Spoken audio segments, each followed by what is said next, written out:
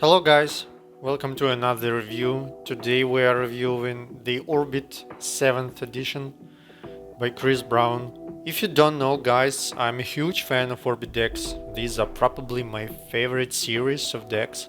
And recently I bought the Orbit 7th edition. I know that there is also Orbit 7's parallel edition, but I'm not a huge fan of that back design. But today we got the 7th edition. Let's take a look and let's open it. So on the front we have orbit, we have white circle, we have a man standing on the bottom and these stripes. On this edge we have 7th edition. Here we have distributed by the orbitbrown.com.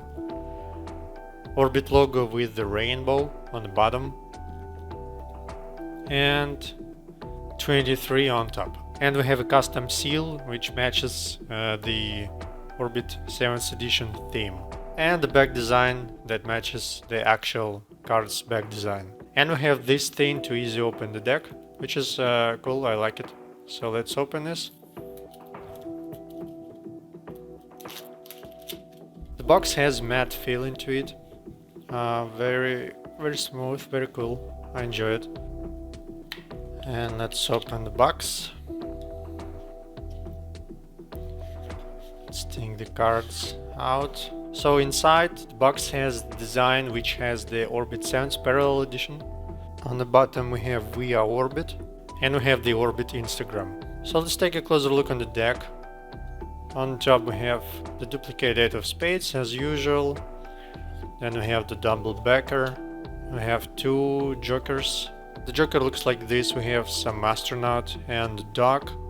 I believe this is Chris's dog. We also have on the letter O a man standing on the bottom, which represents us the orbit theme. The ace of spades looks like this and actually very beautiful. So the man is looking on the planet, he has a dog on the back, and this is very beautiful. I really like it. And we have Persist and Endure, the Orbit deck, and the Orbit website. Let's take a closer look on the back design. This is actually a one-way design. This is a tribute to the 80s. It has this retro design. We have pink stripes, we have some satellitions, we have pink center, white circle, and two men standing as usual. And we have this kinda blue/green edge. Also this deck is marked. Here you can see that this is the Ace of Hearts.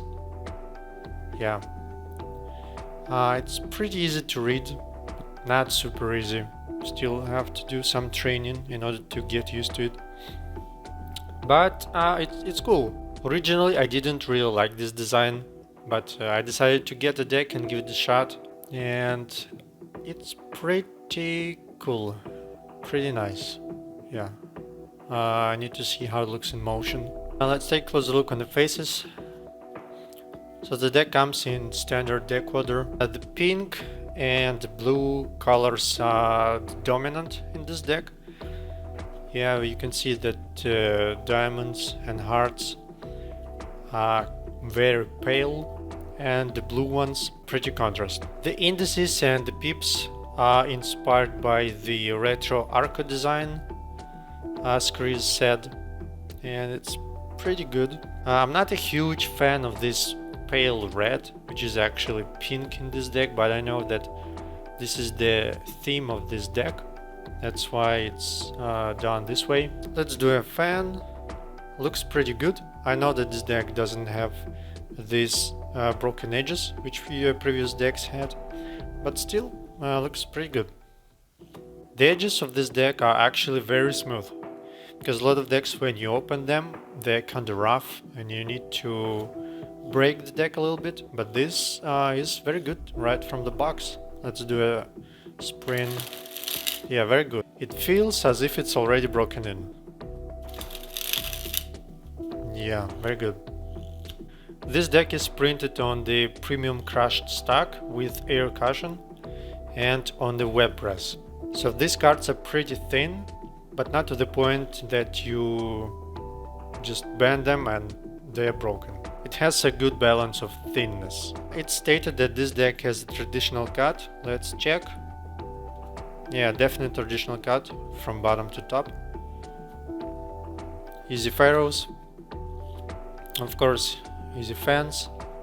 The total print of this deck is 20,000 and you still can find them for a reasonable price. I got mine for about 24 US dollars. So they are not super expensive. So I enjoyed this deck, but the only things that I'm not a huge fan of is this pink color and this pale red. Yeah, I'm not a huge fan of that, but overall it's nice. This should look good in motion because of this circle.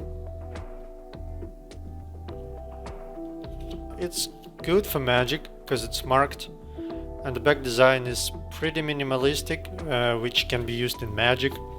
Also good for cardistry because Orbit deck are amazing for cardistry. I would say that this deck feels kind of similar to V6, but there is something different. I don't know what.